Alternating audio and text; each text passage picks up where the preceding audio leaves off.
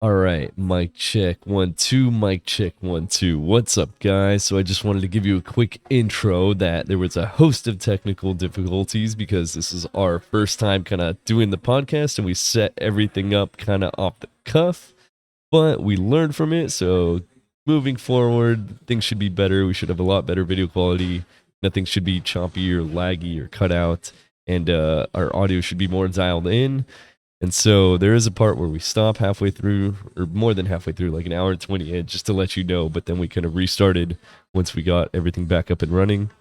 And towards the end of the video, we did lose 8 minutes of the podcast. But I will provide a brief overview video kind of summarizing what we talked about in the ending part pertaining to supplements and creatine supplementation and whatnot. So without further ado, here we go. What's up? Check, check, check. 1 2. What? Okay, One, yeah, two, one, now it two. is. Okay, good, good. It wasn't switching before. Sorry, guys. This is our first messing. podcast. It's messing with you. Yeah, this is our first podcast kind of out in the wild, and it's kind Mine of tough too. to get the audio settings dialed in, and the video too. Yes. So, yeah, but we're good now. Everything's switching. We don't have to touch anything. Yeah, we have the filters on, so we look really beautiful now. Yeah, We well, at had to least get that Taylor figured- does. Better get that figured out. Yeah. Awesome, man. Cool, dude. Cool, cool. Good to see you, Taylor. You too, man. So, tell me, what is cervical instability? Yeah, so to make it simple for everybody and not to make it real confusing and scientific and medical and all this stuff, it's pretty much, there's many causes for it, but pretty much what happens is when your ligaments in your neck become too loose, or there's tears in the ligaments in your neck going from CO to C. It could be all the way down to C7. It could be from whiplash injuries, like car wreck, car accident happens a lot that way. It could be from overextending your neck, too many adjustments to your neck. But when that happens, there's a bunch of grinding and things out of place and nerve pinching that happens in your neck, your C-spine. And that causes a lot of issues like neurological symptoms, pain, obviously a lot of neck and head pain. And the main type of headache you feel is like pressure in your head. Like your head just feels heavy, or a lot of people who have it say their head feels like a bobblehead. It's not like a migraine, just to make the No, distinction. yeah, you could have migraines. A lot of people who have cervical instability get migraines. At my worst, I was getting probably 3 or 4 migraines a week. But now it's maybe once or twice, every 2 weeks. And I just found ways to help that. But there's a lot of things that could cause, shaking, feeling, sensation in your legs, numbness and tingling, eye issues, eye pain. Because when the ligaments aren't working, now your head is a lot more unstable. That's why they call it instability. So if you turn your head with instability, your head everything's moving too far and too much and grinding up itself. Normal head and neck, your ligaments work to do that. And so when that's not working, your muscles also kick in to do more. So now it's causing neck tightness or neck pain as well. So yeah, I was diagnosed with it recently, and it's like my doctor said, it could be multifactorial. It could be many things causing something like cervical instability. Mm-hmm. So I didn't have any trauma. I didn't have an accident, or I didn't get in a car wreck. But for a year, just lots of pain and different symptoms off and on. It can even affect your neck, like your heart, because your vagus nerve is the biggest nerve in your body. It goes from your brain all the way down into your heart. And so it can cause heart palpitation because now it's affecting your vagus nerve. It can cause dysautonomia, which is a fancy term for saying that your nervous system is dysregulated. So that's very common with cervical who develop dysautonomic symptoms. One of them being POTS, POTS. It stands for postural orthostatic tachycardia syndrome. It just means that your heart isn't working correctly, and it shoots up really fast, your heart rate. So I'll give you an example. When I was laying down, I was at like between 60, 70 beats per minute at rest. when I stood up, my heart rate would go up to 150, 160 within a minute, and it would stay there for longer than 5 minutes just from standing up Whoa, at its worst. that's extreme. And that's a dysautonomic illness, and that's secondary. That's not, when I was diagnosed with it, it wasn't, oh, this is what's causing everything. It was secondary. It's cervical instability can cause so many other issues, especially when they're not. So that one as well. It's like, got to address the issue in your neck, the loose ligaments. Also with POTS, it could be also I was in bed rest for months. So like a lot of pregnant women actually get POTS. Oh, wow. And a lot of it's actually very common even in teenage girls, because say you get mono, you're now in bed for weeks, and some people for months. My brother had mono for like 2 months. He was sick. That's no joke. Yeah, I never had it, but what can happen is because you're on bed rest for so much, your heart now is not adjusted to a normal working day. As I get up, I walk a lot, right? A lot of people put in 10,000 steps a day, or it can be 7,000. But if you have POTS, you're laying in bed a lot, or sorry, if you're sick, you're laying in bed a lot.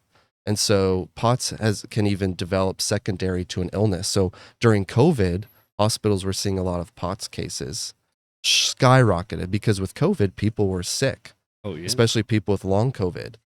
And so people are laying in bed. So being bedridden or in bed rest a lot of times causes POTS.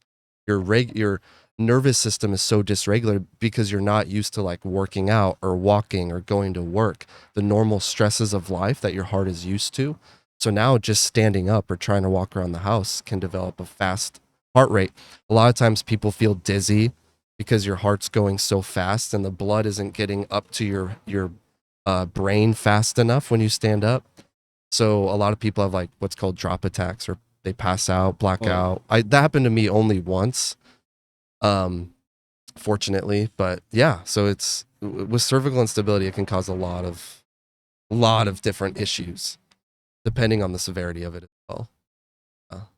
Now, you only kind of found out more recently about cervical instability, right? It was something that kind of like doctors couldn't figure out what exactly this was. Yeah. Almost a year. Yeah. Maybe? So it's not well known. Honestly, more chiropractors and physical therapists know about it and this is anecdotally speaking from my experience. Just so everyone knows, I'm not a medical expert. I'm not licensed. This is my journey, my experience, but I started researching a lot more. I started feeling better. I would say December, January, where I started becoming more active and I was able to like go on walks, walk around the house. From July until November, I mean, it was awful. Like just laying around a lot, laying in bed for most of the days. And this is 2022, correct? Yeah, of last year. So everyone knows. Yeah. And so I started researching a lot. Actually found a couple of Instagram and YouTube pages of all female, and it seems like typically females are the ones struggling with this, but a couple of girls I followed, I reached out to ask them questions, and they pointed me to this doctor's book on cervical instability. He's an MD. He works out of Colorado. But I read the chapter. It was like this PDF, like 30, 40 pages long. I read it and I'm like, symptomatically, this is me. All of the symptoms I had, and the list can go from like, some people only have 2 or 3 symptoms. Some people have 20, 30 symptoms and have been bedridden for years. Gee. So I thank God for being like the researcher in me. I've always been that way. I've been in school forever. I feel like half my life I've been in school and graduate school. But so I started looking more and more into it. And I found this girl named Rachel. I found this other girl named Rebecca, and another girl whose her YouTube page is called Instability Time. And they said they didn't get a diagnosis till they had an upright flexion MRI. So they sit you upright during the MRI and they move your neck around. Oh, wow. All of the testing I had done was lying down and static. Right. As so typically goes with MRIs. Yeah. Right? And, amazing science. Like when the MRI was developed, it was amazing. It's state of the art. Like it saves so many people, but there is the small percentage of people who their diagnosis will not show up on an MRI. Oh yeah. So something I've always advocated for is advocate for yourself. Keep Mhm. researching, keep reading. Don't give up. Because that's what I had to do for months, was to read and research. And so I found the doctor that these girls went to, who's out of Florida in Fort Myers. And so I knew I needed either an upright flexion MRI or a digital motion X-ray, which is Ooh. in time, you're standing up and they're moving you and they can see your spine, your ligaments, your bones at work in real time. So I needed, which is also state of the art. It's not common, especially in network. I don't think, most in network plans will take or, refer you to that type of testing.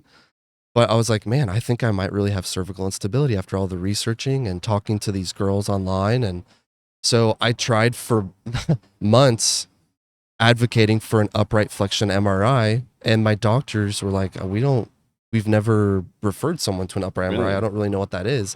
And that was mind blowing. Yeah, that was mind blowing, because that's when I really started opening my eyes up to the medical world. And we can talk about this later, but all of the issues that come with that, and the benefits, the pros and cons of the medical world. Yeah. Because I've had a lot of experience with that now. Oh, I bet, having to go down that rabbit hole and do all that It's research. wild. Yeah. And so found cervical instability, found this doctor in Fort Myers, went and did a day of testing. It was probably 4 or 5 hours of testing. Did the digital motion X-ray, which is the predominant imaging they use to diagnose my cervical instability.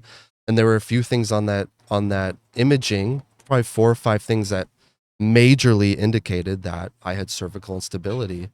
And then he practices regenerative medicine, which I'm now going through those treatments, and I think they'll help and heal me, and he does as well, and his team has been doing it for decades. But that's how I found out about it, was my own research and talking to some people online who had the same stories. To give you one of them, she was bedridden for 4 years, wearing a neck brace for 4 years. Jeez. She went through major surgeries, so she has metal in her head and neck. Oh my god. And it wasn't until, and she talks about, that's probably her only regret, is not looking into it more, but also she was kind of at a disadvantage years ago. Right. There probably wasn't as much information exactly at the time. And also her story is great, because what she's doing is helping those of us who are having the same issues, and we now look to her story and follow her lead. So is this lady on YouTube? She's on YouTube, and she has a pretty big following on Instagram. Her name's Ribeye Rach. Okay, cool. We'll and she definitely link that in the description. Yeah, and she talks about different things, healing naturally, because I totally believe our bodies were created to heal on their own. And there's a lot of things that may take time and effort on our part, which involves pain, versus a quick fix or a Band-Aid, that have helped. And I've seen them help me as well. So yeah, it's been a journey. It's been a process, but I've already seen some of the fruit of my suffering.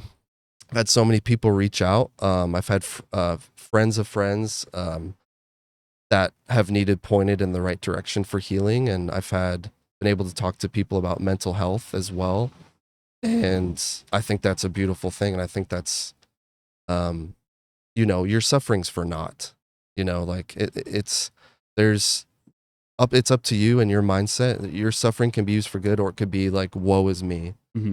So it took a lot to get the diagnosis, but man, were there a lot of tears shed when we finally got a diagnosis after a year. Wow. And just being like, well, this is great. Now we have a plan. And that has given me a lot more hope, I know one day I'm going to be pain-free, Oh yeah. Because even when you're in pain for a year, every day, 24/7, it's like, oh gosh, I mean, you just want to give up. Like, there's days that you're just depressed, or days that you're like, man, why is this going on? Like, what did I do to deserve this? Or did I do something wrong? So yeah. Wow. Yeah, it's been a journey. Yeah, that is a hell of a journey. Yeah. Wow. Jeez, to hell and on the way back out, right? Yeah. I mean, essentially. But yeah, I mean, I just find it amazing. By the way, this man is an absolute animal. I've seen him bench press 2 plates for multiple sets for multiple reps. So he is beating the hell out of cervical instability right now. Thanks, man. Give you an idea. So yeah, but I mean, wow, there's just so many things to think of. I'm just trying to collect all my thoughts on this. I mean, so I kind of remember, so Taylor and I were coworkers for a while, Wow. right? And just remember one day I came to work and I saw your car, and every time I'd see your car in the parking lot, I'd be like, yes, Taylor's working today. Okay, this is going to be awesome. This is going to be a great shift. And then you weren't in there. You weren't in the restaurant. Yeah. In the place where we worked. And that made me really bummed out and started asking around. I was like, hey, is Taylor here? Is Taylor here? Some people didn't know. They were like, oh, he's not working today. I was like, his car's in the parking lot.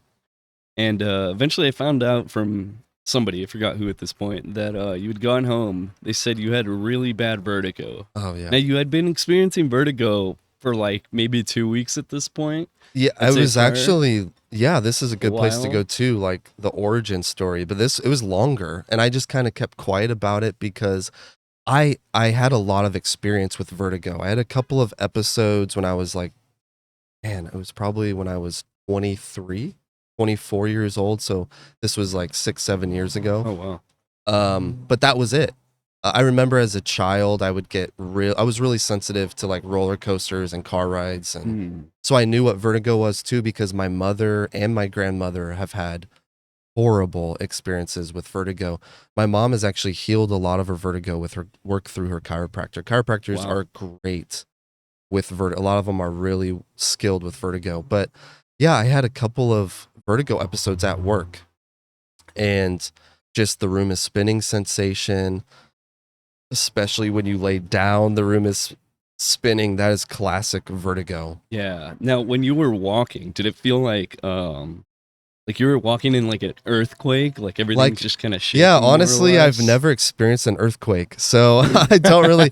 But I would say if you've ever been on a boat when you're starting to go over the waves, and it's kind of like that up and down, right, the up and feeling, down motion, or even on a plane when you're first getting right, up in there, turbulence, and you feel the turbulence, shaking or they're up and down. going up and up, higher altitude, kind of that feeling where you're like, whoa, you shift up.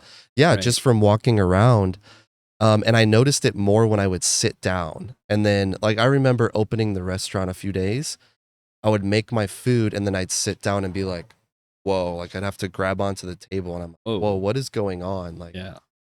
so yeah, I had a few episodes. I remember before, I know what day you're talking about, because my wife had to come pick me up because I couldn't drive. I was horrible. I was also having eye issues. So those were the two major warning signs of, and this isn't like, if you have vertigo, like you have cervical instability. Cervical instability is extremely rare. Right. That's a huge So, jump. And Yeah. that's So something if you have have to figure vertigo, out, don't so- freak out. yeah. Go see your doctor. They do, and it's called the Epley maneuver. It's very well at diagnosing. They lay you on a table, they turn your head a few ways, and if you're dizzy on one side, typically that's vertigo. But I had a few episodes. That day was horrible. I remember a couple of night shifts. I went home early too, and it started in April. So actually, about 2 months before Okay. I permanently had to leave work. Now, this was 2022? Yeah. Okay. Yeah. So it was like late April when I had my first episode. It lasted 2 days. Then I had another episode in May, which lasted 4 or 5 days.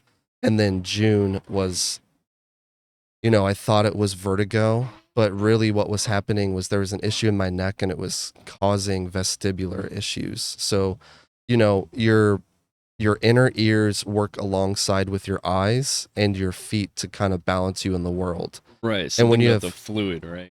Fluid and the way the muscles and the ligaments are working, Hmm.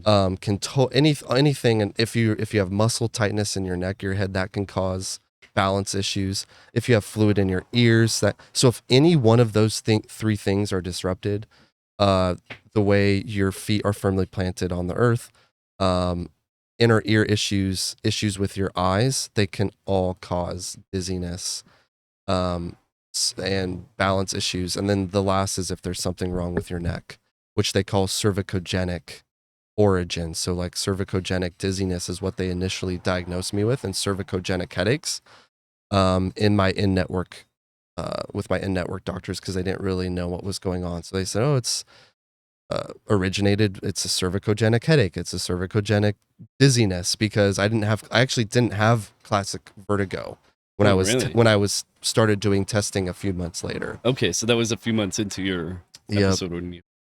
Yes. And so I thought it was really bad dizziness. And then I went home early again. The next day I had off, which was great. I went to the gym with my wife. We were driving home. I was driving and I was immediately saying, "Hey, I don't feel good. Like something's not right."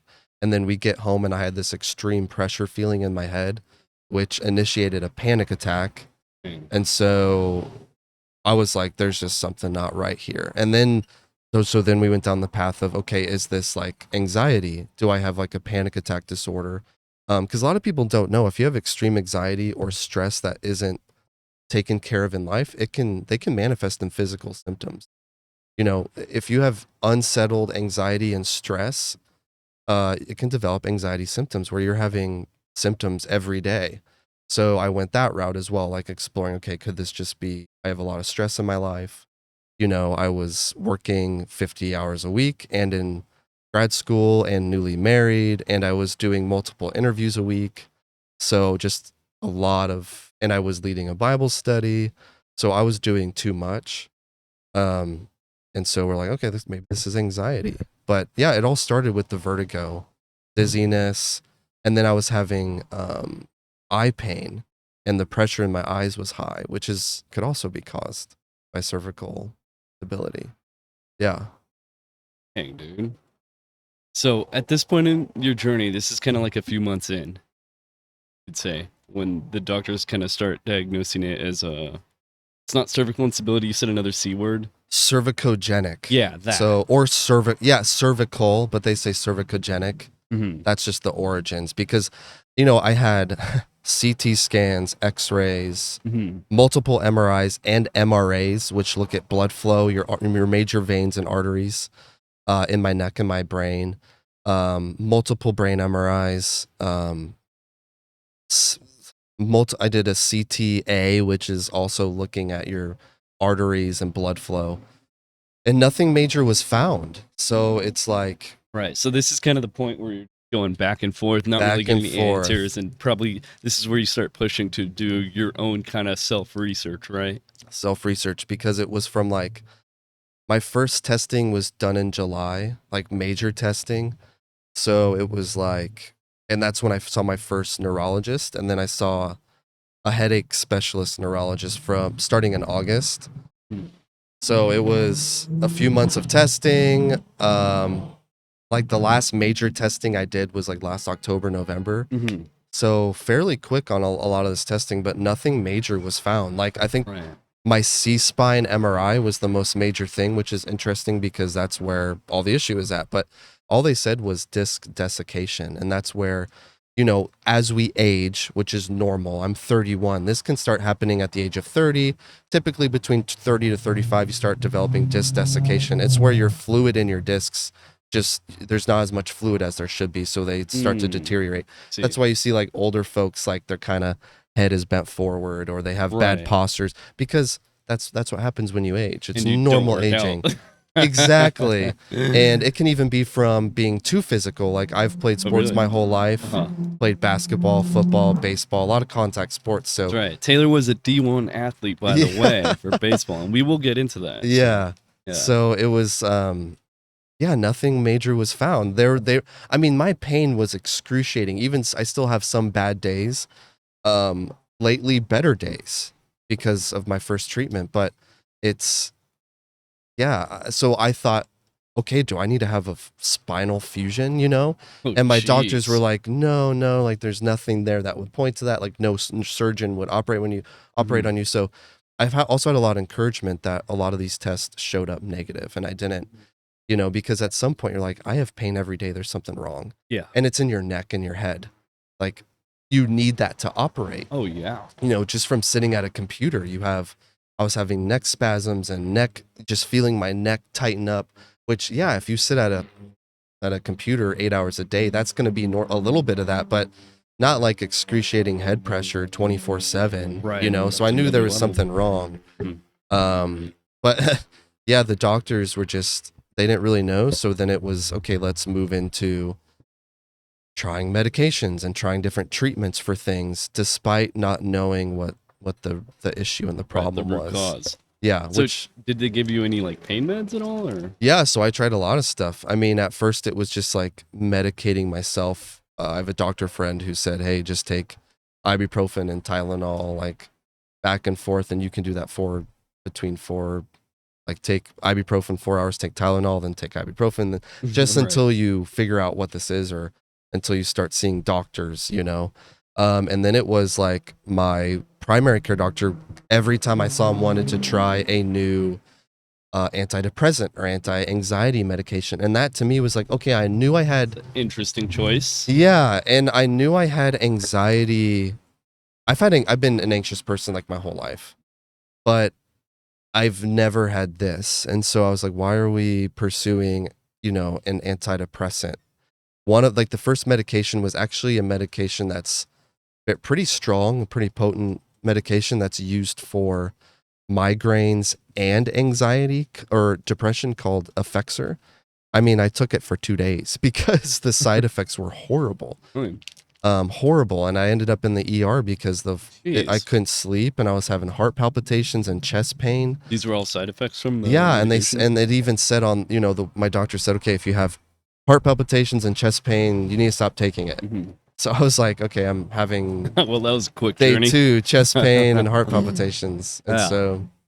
and then it was like, let's try Zoloft and let's try Boost Bar, which is an anti-anxiety medication, and a few others along the way. And then when I finally saw a neurologist, he came up with a pretty good plan. My neurologist has probably been the best in-network doctor I've seen. I just think, I don't really blame him. I think it's just when you're trained at any school, I have experience. I have 2 master's degrees. So you see, you're trained in a realm, in a world of knowledge. In some post or in some graduate degrees, you're allowed to kind of push the limit or to do some extra research, but in a lot of others you aren't. So I don't really blame him for his line of, hey, this is the treatment path. So for him, it was, we tried this anti-migraine medication, which you would take once. They're called triptans, and they're very popular. But like I told you earlier, this wasn't migraine. This wasn't like light sensitivity, pain in the eyes, like sick to your stomach, nauseousness. This was head pressure, which is completely different. And so it was, I tried probably 3 or 4 medications with him. None of them worked. The last one was absolutely horrible experience too. Yes. Where I developed, it's called Topamax, and it's a really old medication that was developed for seizures. Oh, wow. And it's not really used a lot today, but they just use it for multiple uses. And man, I lost, no kidding, 20 pounds in 2 weeks on that Jeez. medication. I was waking up sick every morning, throwing up, horrible insomnia, brain God. fog. Like, my wife and people who know me always say I'm a pretty sharp, like I remember things really quickly and easily. I can pull things up fast. Yeah. And I constantly was having like that tip of the tongue issue where like that like slip moment. constantly, Yeah. or I'd be on walks with my wife and she would just look at me and kind of be like, hey, are you okay? Because she was like, you were almost walking around like a zombie, like just Whoa. totally, but I also wasn't sleeping well. Insomnia was horrible, heart palpitations, and horrible acid reflux. And what that medication actually does to some people, and you have to watch out because over years it's a medication that can actually kill you. It can actually cause a lot of acid issues. It raises the acid pH level in your body. And for me, it did that drastically quickly. So like my pH level went from a 7 or an 8, which is right where it's like the perfect number. It's supposed to be, I think, between 7 and 14. And it, like, within a week I was at 15.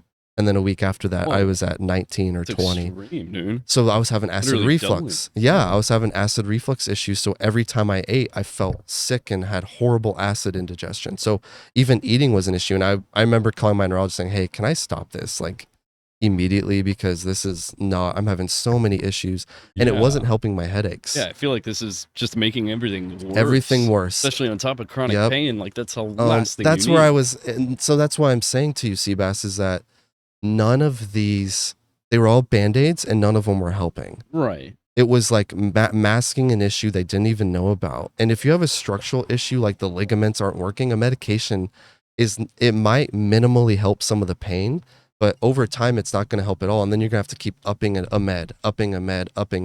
Right. And so eventually I came to the point where I told my doctors, none of these medications are working. I've tried about 10 or 11 different meds now, and I'm not doing it anymore because they're not helping and they're causing more side effects. And then so after that, it was a couple rounds of Botox, which it's funny to say, maybe some people don't know about this, but they've now been using Botox toxin for migraines. Yeah, I've been hearing a lot about this Very recently. interesting. And it's actually helped a lot of people. So I'm not crapping on Botox, but it just didn't help me because, once again, the issue was not migraines. And so a scary thing with Botox too, what I found out is when it's injected. So I had probably 20 to 30 injections, tiny small needle. So it didn't hurt, but like little pinches all over my head, my neck, up, traps, shoulders. Wow. And it's supposed to loosen up your muscles. So,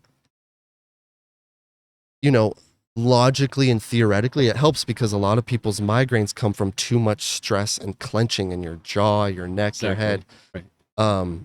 So they still thought my issue was muscle tightness, and that could be causing the pressure. They thought, you know, maybe it's stress and anxiety causing all of these muscle imbalances and muscle tightening. So I did the first, and what was really funny is the Botox helped with migraines, but not with the head pressure, not with the neurological symptoms. I did 2 rounds of it. You can only do Botox like once every 3 months. They typically want to do once every 6 because you're injecting yourself with a toxin.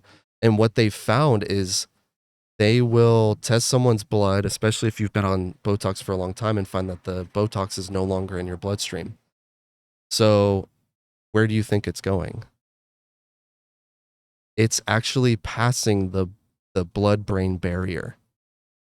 Really? So long term, and they don't have a lot of they don't have any longitudinal or 10-year studies, randomized selection studies on Botox patients. Really, I didn't know. So it's kind of scary, and you know, really, most of the bad side effects with Botox are immediate. Like right away, you have an infection, or you have a bad reaction. And for me, I didn't have any of that, and it actually helped some of my migraines. So I'm like, this is at least beneficial.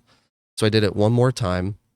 And then after that, I said, I don't want to do it anymore because actually, long-term too, Botox can decrease your muscle definition. So you actually lose some of the muscle tone and some of the muscle strength that helps keep a good posture, helps with the function of your neck and your shoulders and your head, keeping your head upright in a good posture.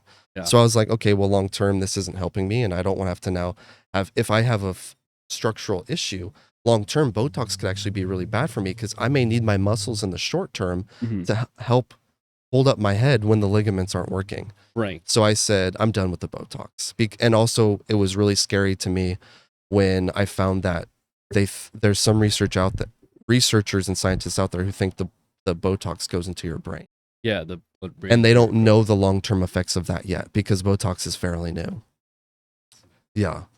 So then it was Botox, and then lots of physical therapy, which actually helped a lot, which makes sense because you're working on the functioning of those muscles. I did a lot of like trap and shoulder workouts, upper back workouts, and that actually helped me I had some phenomenal physical therapists who helped me get out of bed, get back on my feet, and made me functioning. I was able to drive short distances again. I was able to go to the gym again, and start to do static workouts. That helped because think about it. If you're bobbing your head, or if you're playing a sport, or if you're doing like cardio, like running on a treadmill or running outside, think about it. If your head isn't attached normally, or if the ligaments aren't working to hold you in place, your head is like, the spine and the bones are grinding against one another Exactly. and against the nerves. Yeah. So a lot of the cardio stuff didn't work for me. So I started going to the gym and just lifting and working out because I needed to increase blood flow. And blood flow is so important for healing. And people don't realize that you can't just lay in bed. That's why you see a lot of older folks, even with chronic pain illnesses or chronic diseases, still walking a ton because you need that blood flow is what heals you. Oh yeah, circulation. Big time. And so the problem with cervical instability is it's an issue with ligaments, and ligaments are blood flow. white tissue, so they don't get blood flow. So the medicine I'm doing now is helping. So it irritates my ligaments, so it produces inflammation, so it sparks a dramatic effect of healing in your body. And then eventually I'll be getting blood flow or blood injections into those ligaments to help produce the healing. So I don't even remember what the question was, but or we're kind of just going along with the story. But that was kind of all my treatment plans. And I just want to say this as application wise. I don't want to crap on the medical system. They've obviously developed a lot of awesome things. And you look at even like cancer research and how much that has just gotten so much better, or different illnesses or diseases they've found treatments and cures for, but not for everybody. And I think there's a lot of, and now here's something else that's interesting. I was listening to a cardiologist, this podcast, and he was actually saying like 50% of what you learn in medical school is actually going to be new science within like 4 or 5 years. Really? So if we really think about how far our healthcare has come and science has come in the medical world, we have to realize there has to be some sort of research, or we constantly need doctors and scientists doing more research. Oh yeah, definitely keep updating. Yeah, because things are constantly changing. And there's a lot of people. I found out during a lot of my research too that there's like more than I think it was between 2 and 3 million people every year in the US who are suffering from chronic pain and chronic illnesses that they don't really know why. Right. And they don't know those why. numbers are on the rise too. They are. Oh my gosh, that's a whole other. They are on the rise. Chronic illness is on the rise. Chronic disease is on the rise. Cardiology issues are on the rise. So there's a lot going on. I think a lot of it has to do with diet. The girl I follow, Rachel, actually, because of her, I did a very extreme carnivore diet from February through like June. Oh, wow. And that actually helped a lot of my dysautonomic issues like POTS syndrome. Totally helped. Totally, I think, helped pretty much cure POTS. And I think even nervous system health training, like there's a lot of issues with your limbic system that doctors don't know. They don't really learn that in medical school when it comes to the sympathetic and parasympathetic nervous system and how to balance those two counterparts out. And yeah, so I think I've done a lot of different natural things. Some of the biggest things that have helped me: physical therapy, my diet, getting back into the gym, and then obviously I think it's called prolotherapy, which is the regenerative medicine. I got my first treatment. Gotcha. So what does this treatment involve? Yeah, so from my understanding, there's different like solutions you can use, but pretty much it's a solution. It's a dextrose-based solution that is injected into like your ligaments or tendons or muscles that need to heal. Yeah. And there's been a lot of doctors practicing it for 30, 40 years, like my doctor. And so he uses pretty large needles because he's trying to purposefully irritate the ligaments. And then what's great is he uses imaging. I think it's Doppler. It's called like a Doppler sonic, or it's like a I'm just blanking on the name. What's like when they ultrasound. Yeah. Thank you. To see where he's injecting, especially in my upper cervical area, so as not to hit like a vertebral artery or something. But it's purposefully irritating the ligaments to spark healing. And dextrose is actually released by a lot of your white tissue matter when it's healing and creates inflammation. So the whole theory behind it, which they've been doing this for years, even on animals, like it's just not super well known yet. Yeah. I think it's going to be more and more. It seems like it's going in that direction because it's regenerative. So it's meant to actually heal your body, not just mask it like, okay, let's do a surgery, which is not going to really heal or fix it because now you have metal in your body, or now you lose some sort of mobility or functioning, or it may lessen the pain, but you still now have an issue that you're dealing with the rest of your life, and you can't really, now you have metal in your neck or something for the rest of your life. Yeah. But this actually sparks the healing process. So he injects like probably, I think it was 15 or 20 injections in my neck. Okay. And it totally swells your neck up, and Yeah. you can't really move your neck for about Shit. 12 hours or so because your neck Whoa. is inflamed. Yeah. So it's basically an off day. You got to do this. You're not going to be doing much. No, so we flew there, and then the next day I did my diagnosing, and then the next day we did the injections, and then it was our first time in Fort Myers, so we kind of enjoyed the day, or enjoyed a few days.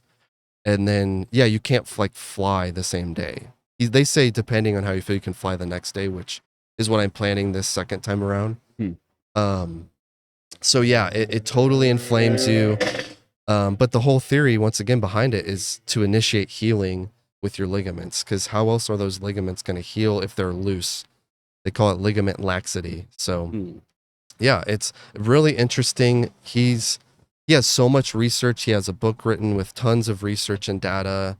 And he first started practicing on animals and healing animals with prolotherapy. He has one story where he practiced on a lot of horses, but the first case he tried it on was this lady's bulldog. Oh, wow. Yeah. And this bulldog had apparently a lot of bad hip arthritis and wasn't moving around. And Oh, jeez. the doctors said it would be like a $6,000 surgery. And so she went to my doctor, and he's like, I've been practicing prolotherapy, and I think prolotherapy can really heal him. And they did one treatment, and the lady reached out to him and said, like, it was between 1 and 2 months later, hey, he's not the same. Like, he's totally walking around now. I don't have to lift him up. And it was a $200 treatment versus let's jump into a surgery where we're going to insert metal and totally make him really immobile. Yeah, at least for a while. And who knows, with a lot of surgeries, they tell you like, you may lose 50% mobility like forever, or you may be in pain forever. That's a lot of these stories of these girls I follow. That's what their doctors told them. Like Rachel specifically, she's like, yeah, my surgeon said, hey, you're not going to be able to lift more than 10 pounds the rest of your life. And she's in her 20s, which I think is crazy to say to someone. Ridiculous. Yeah. And you know what's crazy? So she also had the prolotherapy done after her surgeries. She did prolotherapy about a year ago. She did 6 treatments. She's rock climbing again. This girl's a beast. Oh, wow. She's doing pull-ups.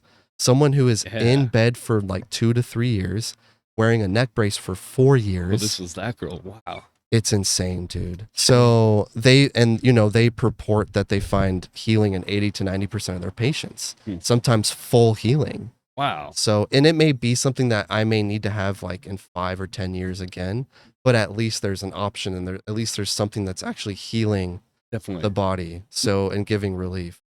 Yeah. So you said this is called prolotherapy. Prolotherapy. PROLO. Yep. Therapy. Okay. PROL. Yep. And I just have to title this episode that. Yeah, put yeah, that word or in even there. put that word in there. I've never heard of this. And there's a lot of stuff on YouTube now with doctors that you can watch on it. There's a lot online. And it's funny, even in the UK, there's medical networks that are listing prolotherapy as the best treatment now.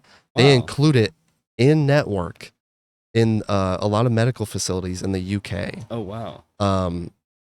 For prolotherapy, and say this is one of the best the best treatment for whiplash, cervical instability. And it's like, I mean, maybe that's why I'm saying maybe we're only a few years away, or maybe within the next decade, of actually allowing this to be FDA approved, or allowing this to be an in-network treatment for people, so you're not paying thousands of dollars out of pocket to get these treatments.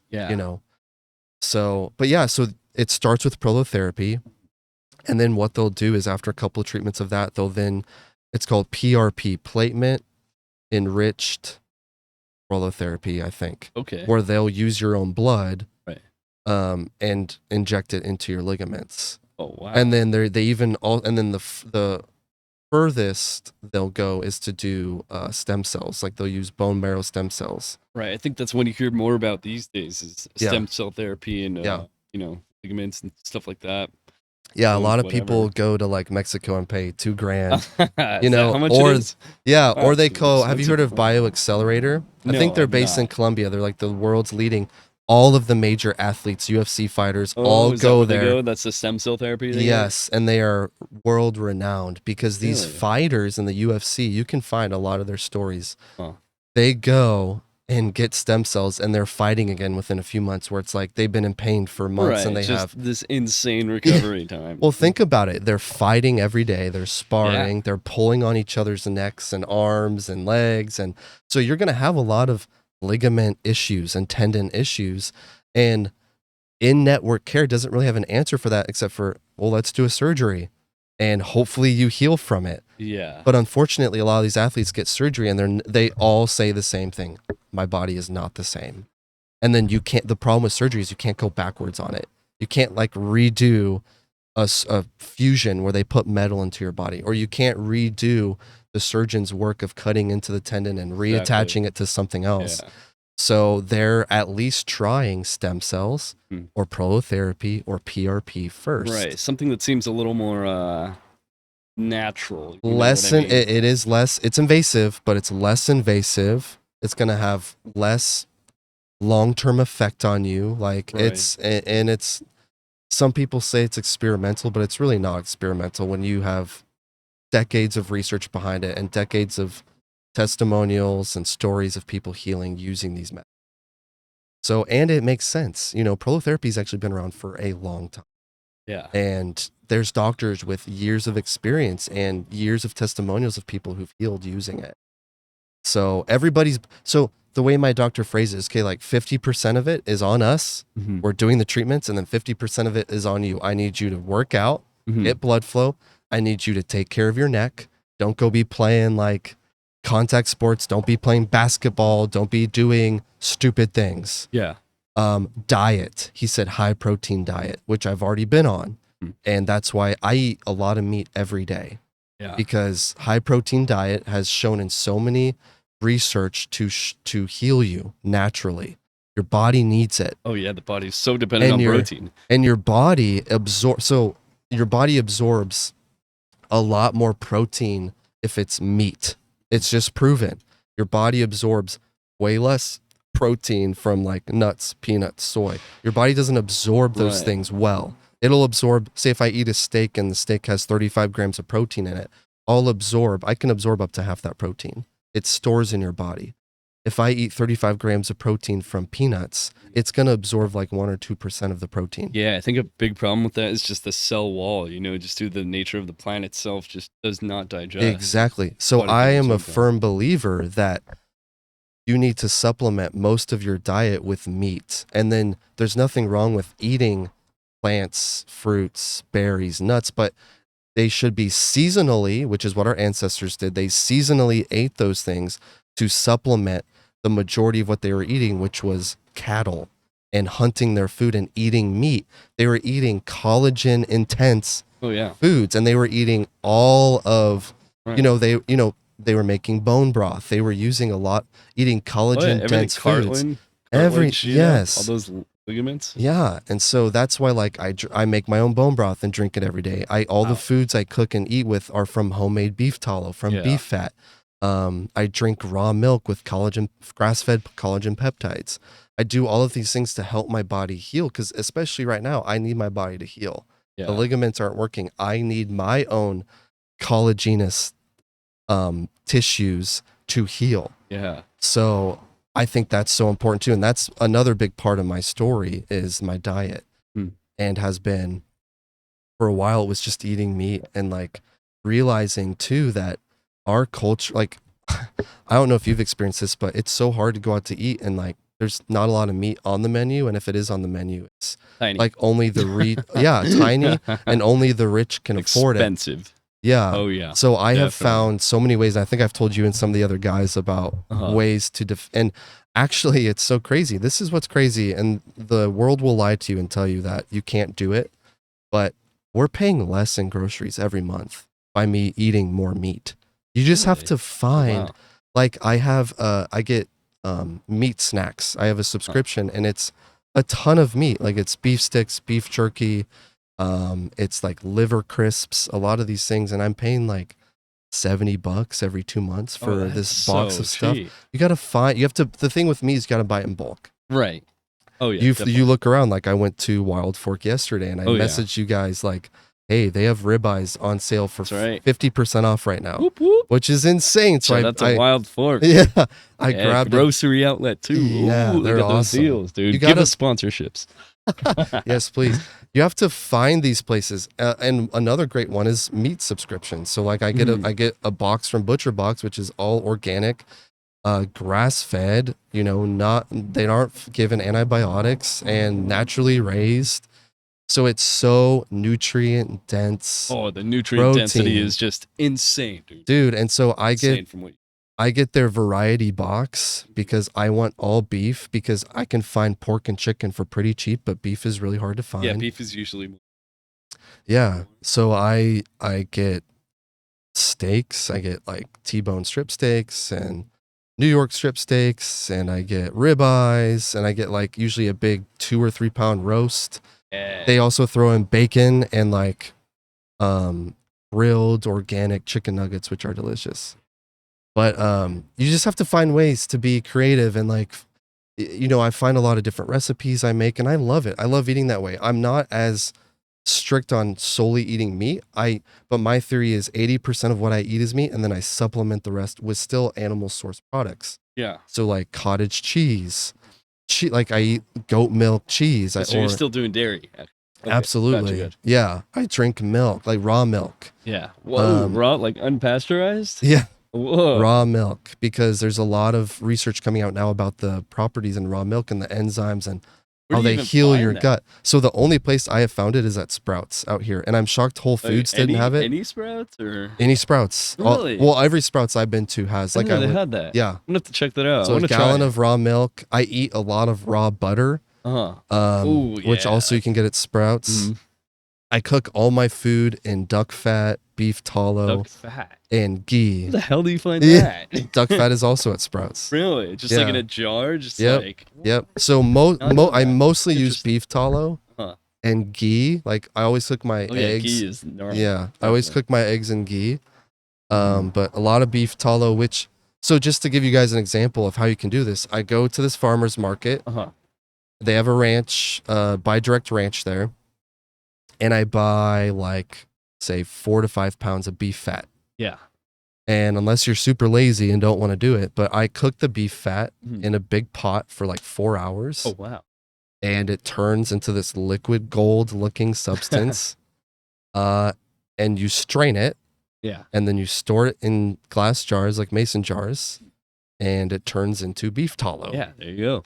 And I paid $40 to $50 for that 4 to 5 pounds of beef fat, and now I have 6 jars of beef tallow, which lasts me like 6 months.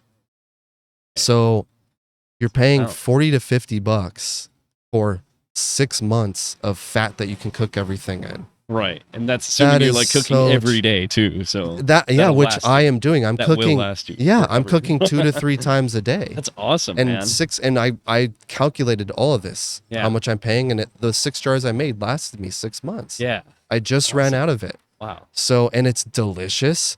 And beef tallow, look this up yourself. It is so filled with macro and micronutrients that your body needs. If you don't want to take vitamins and supplements every day, eat some beef tallow Oh, or yeah. eat like an ounce of beef liver. And that's like literally Dude, a super beef multivitamin. Liver is insanely dense. Yeah, the Yeah. super vitamin. Yeah, no joke about that. It's a bit gnarly for some people. I like the taste though. I do too. Definitely, I like it a lot. Especially beef tallow is like, it's my wife, every time she opens a jar, she's like, this smells amazing. Really? And like just cooking your steaks in it. Wow, I still haven't had. Dude, I gotta Oh, make you so- guys some steaks with beef tallow. Oh yeah, I would love But to. and then with liver, I used to take a liver supplement, but liver supplements are really popular, so they're really expensive. I think the Of one I course, got of was course. like 120 Really? capsules Oh. for like $60 or $70. What? That's insanely Insane. pricey, dude. Actual liver Insane. is really cheap. So that's where I'm going with this. So don't be a bitch, kids. Eat it. Eat it. So None of this this pill. is my You're gonna take that. process, and of course you got to be safe. And I don't do it every day, but I'll eat like a little ounce of liver every other day, frozen, because to me it actually tastes worse cooked. I think beef liver tastes horrible cooked. Really? It's So a gnarly taste. I'll I like it. But yeah, I'll just get into it. honestly, I'll swallow the little ounce with water, or I'll mix it with something, and it is I mean, I can't give you all the numbers and all the vitamins that are in beef liver, but do a simple Google search, and on every food chart, liver is king. Oh man, Oh man. darn it! I just got we caught. Just worked that way Well, in here. So All right, thanks, next guys. week we're gonna do a natty or not Yeah. on Yeah. and Taylor. But liver is so nutrient dense, and you only need a little ounce, and it's like double the amounts of any multivitamin you'll find. Oh yeah. So what I do is I buy it from Wild Fork. You get a pound of liver at Wild Fork for $2 or $3. Oh Frozen. yeah. $2 or $3. Definitely. That stuff is so cheap. You insanely cheap. defrost it, cut it up into little cubes, Yeah. and refreeze it. And then you just Refreeze. refreeze, and you Wait, refreeze why it. the refreeze? Just because Well, it's cut up at this point? Yes, and Okay. you don't really have to let it thaw out all the way completely. Huh. But when it's still like a little hardened, it's a lot easier to cut. And then if you freeze it, it stays better longer. And then you also don't have to worry about, okay, am I going to get sick from this liver? So if you eat it like just a little square frozen, it's Yeah. I think to me that's the easiest to like taste and digest. And it's kind of like an ice cream, like like a little liver those frozen popsicle. little liver popsicle. There we go. Liver pop. We're gonna start selling them, guys. Liver pops. Liver- I like that. It's gonna It's look clever. like a Clever. nice grape flavored sucker, and then you're gonna be like super surprised. Yeah. Oh yeah, you will be. But yeah, so I think diet's been so like on my socials, I talk about I post my diet every day. Like I post pictures of the food I make and eat because I think it's really easy and fast. The world we live in is so vapid and fast, and Yeah. it's hard to keep up. But I think if you just reprioritize, and if you really care about your health, if you really want to be around for a while, and if you Oh, want to yeah. look good and feel good, it's so important. And I talk about this all the time. I don't feel miserable. My energy levels are higher. My mood is better. I feel happier. And it makes sense. It's the stuff you're putting into your body. Your brain is a physical organ. It's not like, I think a lot of times we go out through life thinking my mind is so detached from my the body. And it's Right. just not. There's so many things you can do to keep your brain happy and healthy. Yeah. You know, especially even with the things you take in the blood flow to your brain, how important blood flow is to certain different parts of your brain. And diet is huge on that, you know. For years and years and years, it's no surprise, you know, specifically even before the 1980s, food was medicine. A lot of what you ate or a lot of what people did was to take care of your body and to heal naturally. Right. And we've gone so away from that because what is our world now? It's fast, it's social media, it's high tech, it's fast. Everything is now. No, I need this fixed now. But if you have a major health issue, especially, it's not fast because this is years of feeding that and getting worse. So it may take years or a year or two to get better and to do it naturally. Right. Especially if you've been eating shit your whole life. Dude. Yeah. And so I even thought about that. My diet before I changed my diet radically Yeah. was processed foods, high sugar, too much caffeine, like way too much, unhealthy amounts of Oh, caffeine. Definitely. It was all horrible food that is going to make you feel like crap, and can contribute to chronic illness. So what they've been fighting, even with cervical instability, is you could have weaker collagenous materials in your body, like ligaments and tendons, because you haven't been feeding them for years. Right. You've You've been- those nutrients you need. Yeah, you've been collagen, eating all fried that. foods. You've been eating high sugar foods. And so it makes sense. It just makes logical sense. You're not giving the body the nutrients it needs. So not to scare people, but to encourage you to find happy, healthy, fun ways to eat healthy, you know, and Yeah. I love it. You know, I feel so much better than even, at least my mood. Anxiety has not been an issue for me where it's like, wait a minute, anxiety should be a huge issue because you're in chronic pain every day. Where, you know, you ask anyone around me, especially my wife, they see how much happier I am. Oh yeah, I've noticed it. Definitely. even while in Started seeing you chronic again. pain. Yeah, Mhm. dude, it's like I'm not so stressed. I'm not so anxious. I don't And know. I think my diet's been a huge contribution to that. I also think I started meditating a lot. I saw a therapist once a week, and then I did it once a month. Now I do it like once every 2 months. And that's been huge that's also doing things naturally to calm your nervous system versus, okay, here's a pill, here's a quick Band-Aid Right, or here's a fix. fucking Netflix series you can Yeah. binge on forever. Or here's a shiny new trend that everybody's doing. And it's like, no, do the tried true methods. Yeah. Meditate, de-stress and de-escalate your life, which may mean changing your diet. AKA for me at the time, I had to be really strict with myself. Now I allow myself some caffeine every day. But for almost a year, I was no sugar, no caffeine, because those things also hyperstimulate your nervous system. Oh yeah. So if you're already caffeine is so overabused exactly, as we're drinking and there's coffee. a lot of benefits to it though. Oh yeah. But you don't abuse it. And what was Right. I doing before I got sick? 4 coffees a day to start my day. Yeah. And then I was No. doing a super highly caffeinated pre-workout drink. Yeah. And then maybe another coffee after. So it's like I'm having 500 to 1,000 milligrams of caffeine. It's so common. And that is People have a horrible on your nervous system, especially over time if you're doing that every day for a year or 2 years. So Right. diet is hugely, hugely important. And then taking care of your mental health. And I think meditation is huge. Now, meditation is not empty your mind. Right. It is mindful. So the meditation I do is through this app called Abide. And the person takes you through this journey. They talk about different things. They have you transfer your anxiety to something else. And you're thinking about it. And you're also doing slow, deep breathing. And you're getting back to like breathing through your nose and breathing out through your nose or back out through your mouth. Different things that you can do. You can take, there's a lot of research even behind ice baths. So I started doing ice baths. Oh, you did? Nice. I love Even ice baths, before man. working, I do it before working out now. Mhm. But I was noticing I started doing ice baths about 4 or 5 months ago. Yeah. And oh my gosh, I get out of the ice bath and I'm like, I'm so happy You're like, and life is energetic and great, ready to dude. go. And they're showing like 300 to 400% increases of dopamine when you do an ice Oh yeah, bath. sustained dopamine too. Sustained. It's not just like a hit a crack Sustained. or whatever. And And think about it. Right. Weren't our ancestors doing these things? It wasn't like they pulled out a metal tub and jumped. No, but they were going through the harsh reality of nature and trying to live. So they were having very extreme temperature changes in their life and dealing with that. And then another big thing was taking super hot baths or doing a sauna after working out. Oh yeah, the sauna after work. And It that was was fun. also helping calm my nervous system.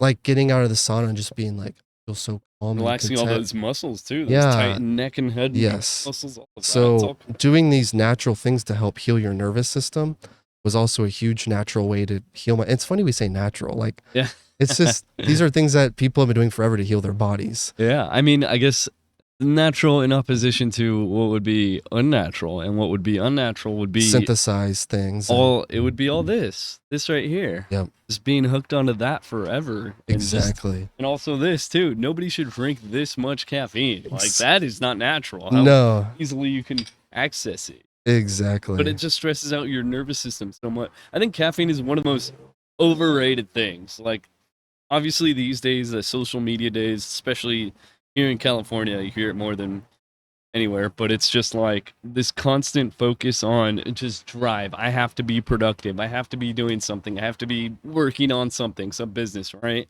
Always. So it's just the whole sleep when you die mentality, drink coffee forever.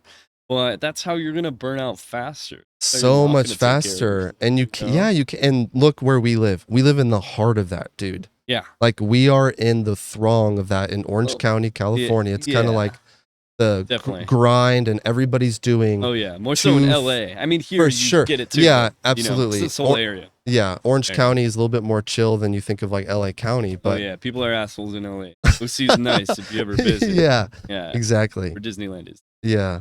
But it's like I noticed that huge change when I moved here in 2020 from the Midwest. I was like, there's pros and cons of it, right? But like the huge thing I noticed was the vapid mentality of like just kind of go with you're so just go. Yeah. And I'm like, man, that is no wonder like mental health is, I mean, you look at any chart for mental health and how many more people are medicated to even post COVID on antidepressants. It's dumb, It's dude. scary. I feel It's like so they hand scary. that shit out like fucking gummy It's bears candy, or something, dude. honestly. And like it's, with my story, that was where I kept Really? getting frustrated with my doctor of like, man, why is he so bent? Uh-huh. And this is where you kind of come with conspiracy theories, but also I tell myself I'm not really conspiracy theorist, but my own story was every time I went into that doctor's office, it was, let's try this antidepressant. I'm like, why am I doing antidepressants? Yeah. There's something structurally wrong with my neck and I know it, you know, but it Now- was like medication, medication, medication, medication. Right. And I'm like, do you really want what's best for me or is this what's best for you? Yeah. You know? It's just what they're told to do. It's routine. And I think it's also not super fault to their own, or I think it's what they kind of learn in med school too. Yeah. Wow. So my girlfriend had an experience going to the doctor. This is probably like, oh God, I don't know, 2 months ago. And she was having some type of like hip pain, like sciatic type pain. Oh right? yeah. So Now, like, she's been having this for a while though. So oh yeah. So it's kind of like something ongoing.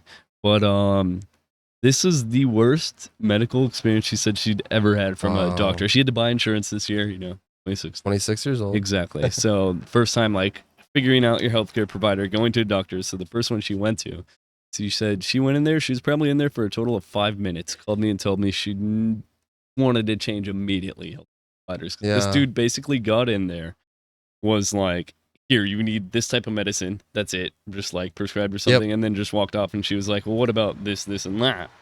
Like my hip pain, my leg pain. That's not something I necessarily need on, fucking whatever it was, Xanax or whatever they were trying to prescribe her. And it was just, she felt like she was just very rushed. You know what I mean? And the solution was just, here, take a pill, get out of my face, bye. And when she started questioning him, like, hey, why do I need to take this? He got mad at her. You know, Like- I've heard ever since I started posting my story, Yeah. I've been getting countless people message me and say the same thing. My brother, I have 4 younger brothers. One of them has been having horrible acid reflux and stomach pain.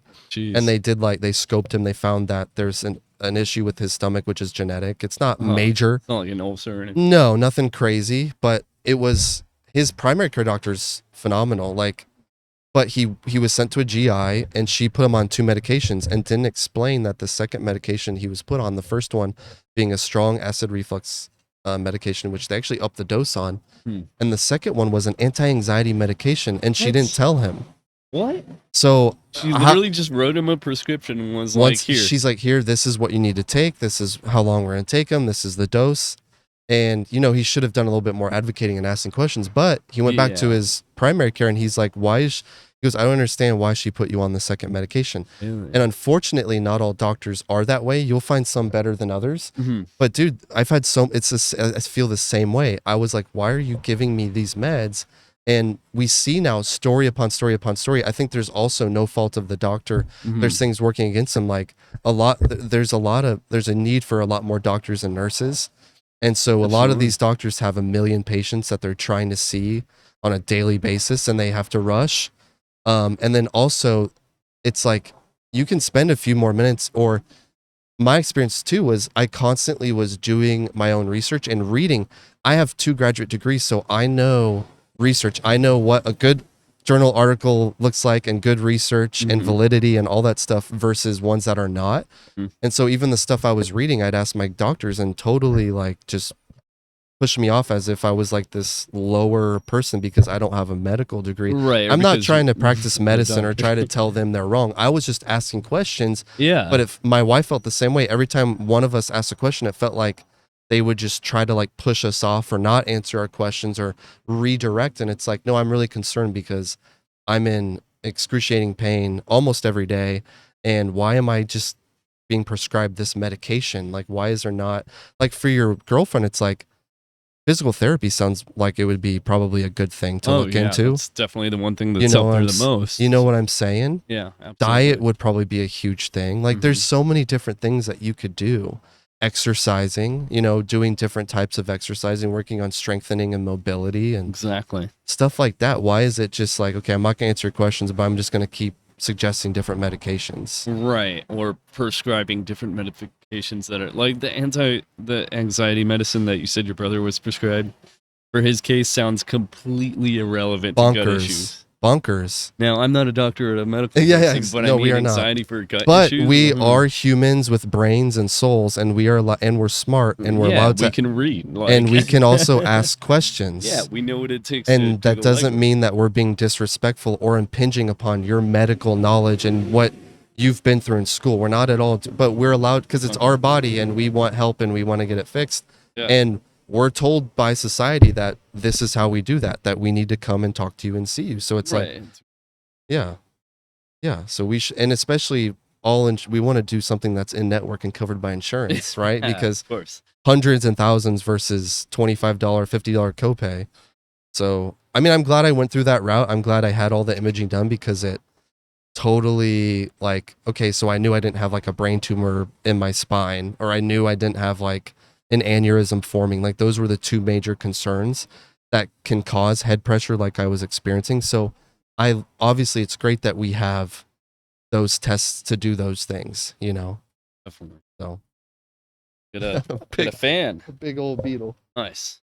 Bye. You almost killed him, dude. No, I just threw him off his flight pattern, that's all. Yeah, he's good. Wow. Wild stuff, dude. Just a crazy ride that the medical industry will take you on when you really try to get to the bottom of something, There's maybe more niche or nuance that not everybody has answers to, something rare like that. It's not just I think the general run-of-the-mill kind of things these days are people going in for antidepressants, anti-anxiety medication. So that's what generally gets prescribed, and doctors will be like, here, take this, get out of my face. Yeah. Well, and what's crazy about the antidepressant route is there's a lot of side effects, and then there's also a lot of long-term issues. So I have a few friends, and one of them has been on a few antidepressants, and one of them makes you gain a lot of weight and makes you a lot more sluggish and tired. So now they were put on a medication, weight loss medication. And it's like, so now you're 30 and you're on 2 or 3 antidepressant medications, and now you're taking a weight loss medication to compensate for the yeah. And it's just like, well, how long are you going to let your body do that? And what are the long-term effects of all those things? Right. How long are you going to let yourself do? Yeah. Yeah. Be at the will of. There's so many things that you can do, and it may be a long process. It may involve sacrifice and pain. Exactly. But I would much rather be that person that my story is a story of someone who's fought, and even if I don't conquer this in this life, I never gave up and I fought for it, and I did it naturally, and I didn't have to be on all these medications that mess with your cognition or, mess with your mood or create other issues. And so now I'm not myself, or, now I'm relying on these things to even function normally. And I can say I'm at a point in my life where now I'm functioning again. I have a long road ahead of me, but I know I'm on the right path. And I feel so happy and hopeful because of that, and it's simple changes I made with diet and maintaining and taking care of my mental health, my brain, doing some physical therapy along the way, and doing some of my own research to find regenerative medicine. And I'm happy to say that, and it's not easy. And like I said, there's a long road ahead. It's awesome, man. Yeah. Now, and another point I wanted to bring up that you had talked about, I think it was on your, and this is kind of the converse of the whole, stereotypical healthcare, write you off prescription meds that get you addicted and ruin your life stuff. But this is more along kind of the routes of, I guess, how do I phrase this? I mean, not so much the holistic stuff like or hard work stuff like going to the gym, but more actually the natural kind of holistic stuff, supplements. Now, there's a lot of, I think, supplements out there that are really underrated and underutilized that can help Absolutely. a lot of people. that just don't get talked about or even get talked about by doctors, like alpha GPC. And Oh, the one that you yeah. mentioned was L-theanine. You said L-theanine's been helping you a lot? Yeah, dude. So I'm glad. This thought popped in my head a few minutes ago, so I'm glad you brought it up again. Now, L-theanine is, you want to talk about natural, it is extreme. I mean, it's as natural as you can get. It's derived from green tea, the green tea plant. There's nothing else really added into it. I came across it from my therapist, actually. Really? My mental health counselor. Wow. He had mentioned it, and that had helped a lot of his patients with panic attacks. Man, that seems like a good counselor, dude. I feel Dude. like I'd never hear about any medical professionals recommending that, or Yeah. 5-HTP. Oh, Another yeah, good another one. great one. Yeah. But there's a few I'll talk about, and L-theanine's a major one because it's also something, and once again, I'm not a medical professional, but I've suggested it to a few other people. Like my wife's colleague has a daughter who's been having extreme panic attacks. Also my wife's sister, not panic attacks, but actually, you know what? She has had some panic attacks from different things, but just anxiety in general. Yeah. Both of her sisters have pretty bad anxiety with some things. Two of my brothers have bad anxiety, you know, and so to backtrack a little bit, I think anxiety and depression, you know, it's always that nature versus nurture debate. Right. And within psychology, which is my second degree, you know, studied a lot of human behavior and took classes on abnormal psychology and all this stuff. There is a good debate for nature versus nurture, but it seems the newer research I was reading from some of these psychologists who've done a longitudinal study in the last decade is that they're seeing more nurture as playing more of a role. It's harder. It's harder to okay.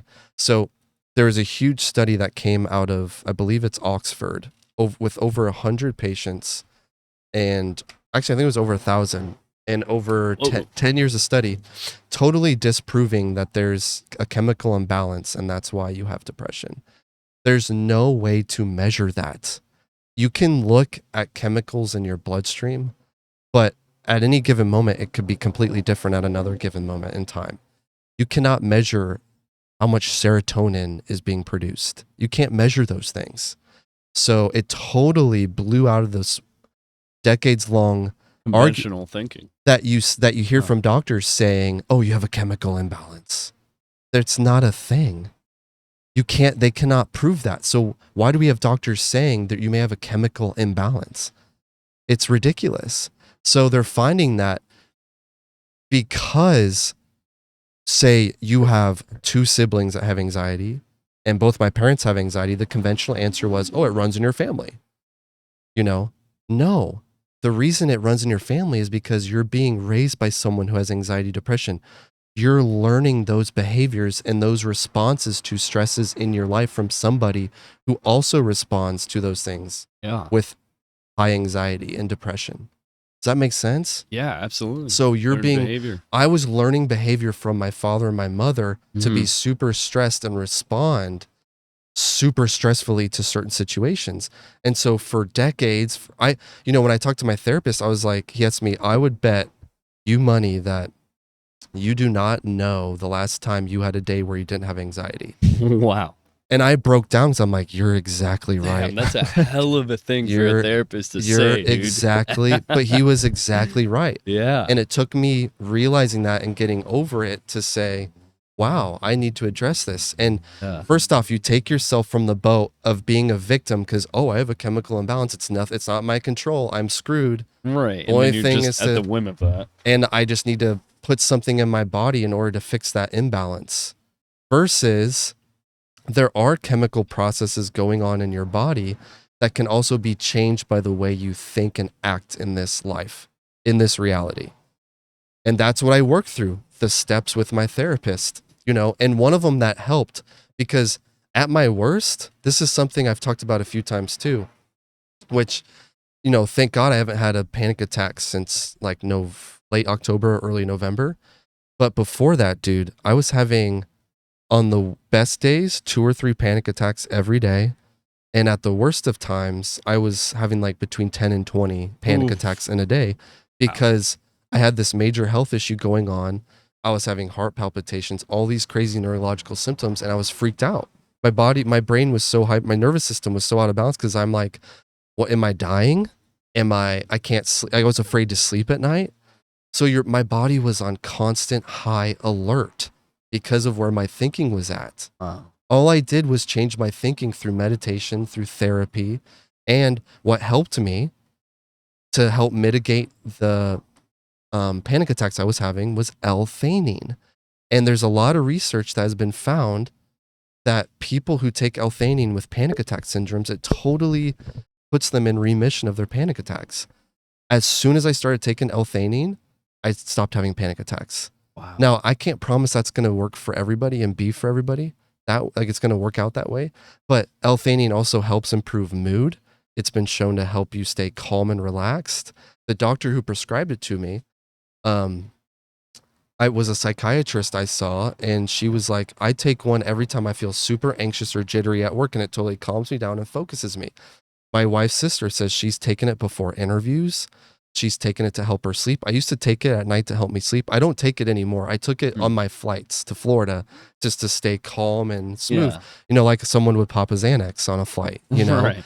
I kind of kids. pop an L-theanine, and we can put that in the description as well of this video, but it has been a miracle supplement. Like, it's helped me stay calm when I feel super anxious. You can take one. My brother, the same one who had the stomach and acid reflux issues, he takes one when he feels really anxious and nervous. So I would suggest anybody, especially if you're having panic attacks, just try it. You know, my wife's colleague, her daughter is now taking it, and it's improved her panic attacks by 50-fold, you know, like just so much. So that's a huge supplement that helped me during my times of panic attacks. Yeah. You know, some other ones that have been really helpful. So ALA, alpha lipoic acid. Okay. It's actually a prescribed medication in other countries. Oh, really? And you Wow. can buy it as a supplement here. And Mhm. I get mine on Amazon. I get like 60 capsules for like $9. Nice. Okay. But my neurologist actually prescribed it for me. It actually increases blood flow, and it has shown to help in the regeneration of damaged tissues and bones and stuff like that. Interesting. And so it also helps lower blood. So there's diabetic or pre-diabetic people. Oh, shoot. We are back from a quick break. So our last talking point, ALA, alpha lipoic acid. Yes. So I think right when we stopped, I was talking about, you know, they've shown the benefits of it, helping even with like lowering blood sugar, lowering blood pressure. So I take that. I take it 3 times a day. It's like 250 milligrams in each capsule. Okay.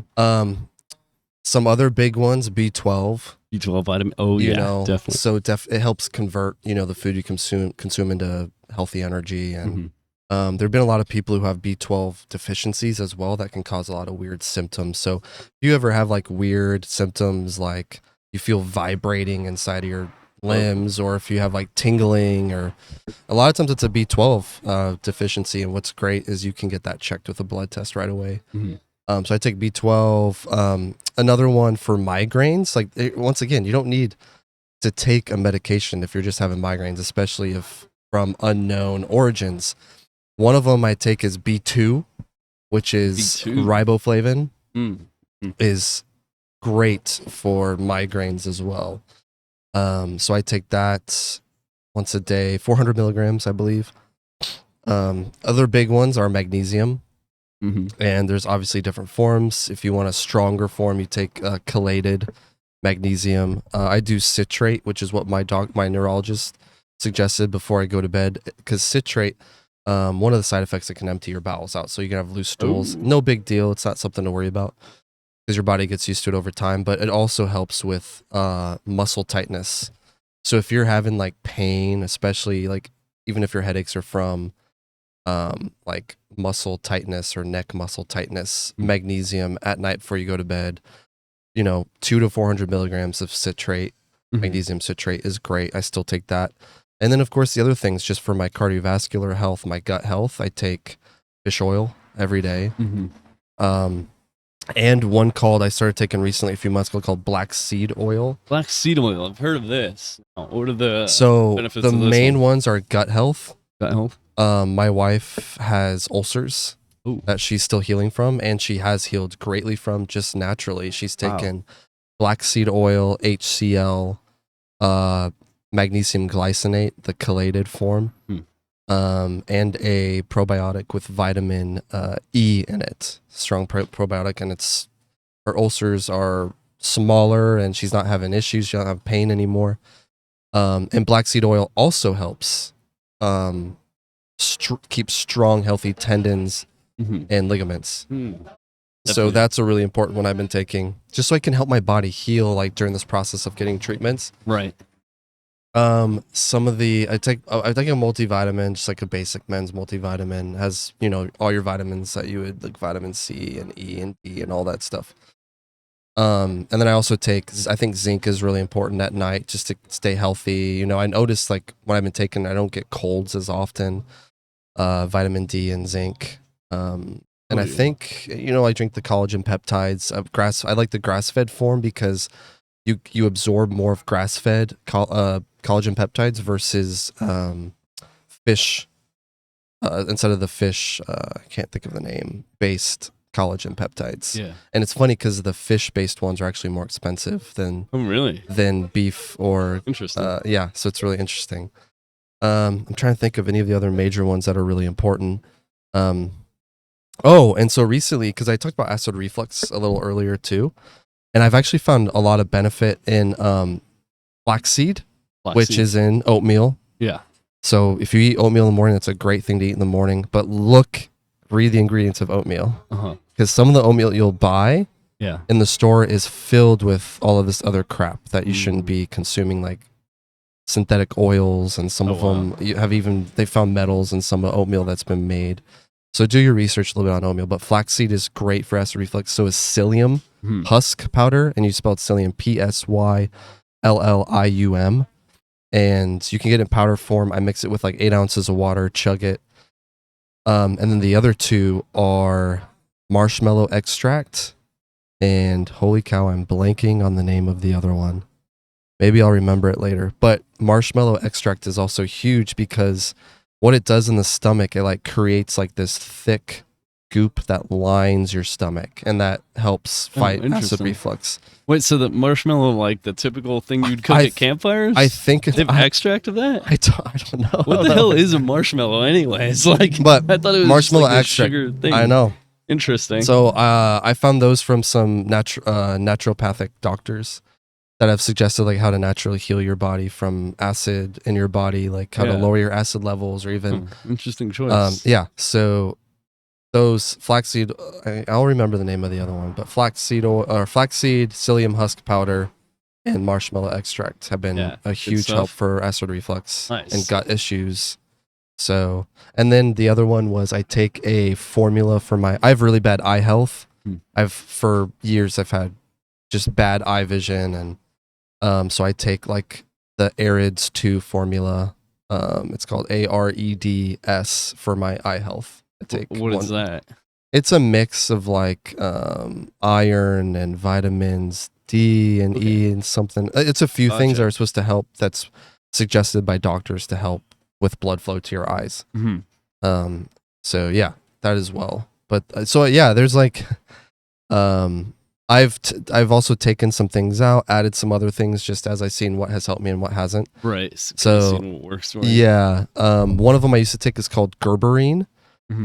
Gerberine, and it's been used for thousands of years. So what's Gerberine? So that is also for your gut health, and it actually helps fight toxins in your blood, or like if you have metal in your blood or different toxins in your blood that shouldn't be there, it helps extract those things. So is it like a powder, a pill form? It's a pill form. Okay. Yep. And I was taking that for a while. I kind of take that one off and on. Yeah. But plant-based? Yeah. Plant-based? Yep. Okay. Totally natural. It's really good for you. People have used it to fight illnesses and sicknesses and getting things drawn out of your blood. It's like a general kind of inflammatory. Yes. It's supposed to be super anti-inflammatory. Nice. So those are kind of all the things, supplementation that I've used and that have helped me. And and if you want to go to a more extreme route, so my wife's cousin, her husband was in a horrible, I think it was motorcycle accident a few years back. and surgeries and trying to heal naturally and all that stuff. But he told me he found a lot of help with collagen peptide injections. Oh, injections, not like just a kind of powder form. Yeah, so like with little needles, you can inject a little bit amount. You would definitely want to do your research with this. I learned it from him because he had talked to a doctor about it and learned how to mix the formula. You have to mix a formula. Oh, this is something you do yourself. It's like a little science experiment at home. But this is interesting. just something, and call it. It's naturally produced by your body. Right. So this is just hyper doing that, like like concentration. Yes, and so obviously your body absorbs more, and it's stronger if you're doing the injections. Yeah. And so I use a mix of BPC 157 and TB 500. And These are the collagens that okay. your body naturally makes. And honestly, with these, I've even seen my blood pressure lower. I've seen my blood sugar lower. And I have more energy. I sleep better. So there's a lot of natural healing. And I'm doing that because it's producing or helping produce more collagen in my body. So hopefully that'll help heal the ligament issue I have as well. Yeah, definitely. So you brought up a really good point that I kind of wanted to expand on, is how your body produces it naturally, but you're trying to get to like a hyper kind of state. So there's a lot of things that your body produces naturally, but that doesn't necessarily mean that you have enough or that you can gain benefit from supplementing. So, for example, in the gym, right? Talking about weightlifting for a little bit. So creatine, obviously, it's a lot of hype. A lot of people talk about it. I don't think a lot of people really know the benefits. Exactly. Right? So one of the things is, yes, your body does produce creatine naturally.